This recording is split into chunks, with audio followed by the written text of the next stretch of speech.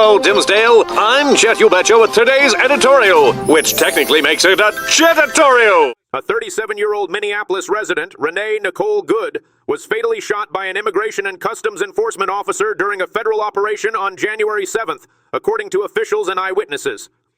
The Department of Homeland Security said Good attempted to drive her vehicle toward officers, prompting the shooting.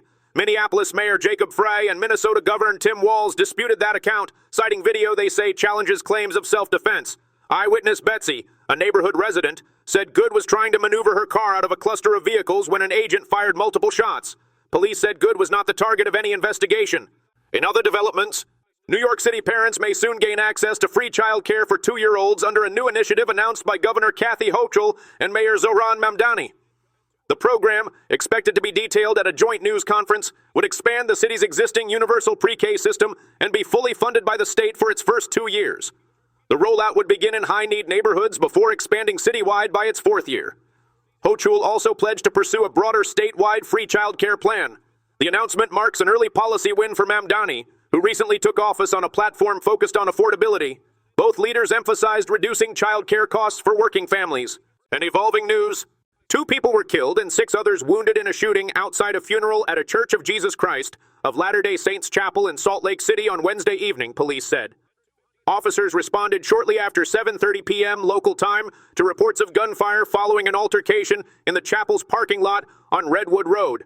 Among the injured, 3 victims are in critical condition, while the conditions of the other 3 were not immediately known. No suspects have been taken into custody, and police are conducting an active manhunt as they work to determine whether one or multiple shooters were involved. In a statement, a church spokesperson said officials were aware of the incident and expressed concern over violence occurring near a place of worship, offering prayers to those affected. In other developments, Education Secretary Linda McMahon approved a first-of-its-kind waiver allowing Iowa to use more than $9 million in federal education funds with fewer federal requirements. The waiver, granted under the Elementary and Secondary Education Act, reduces administrative and compliance costs and gives the state greater flexibility to direct money toward classroom instruction, teacher development, English language acquisition, and other priorities outlined in Iowa's Unified Allocation Plan.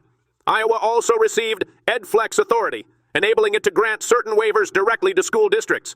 Supporters argue it cuts red tape and improves outcomes, while critics warn similar waivers could weaken federal protections for vulnerable students. From all of us here, stay classy, Dimsdale.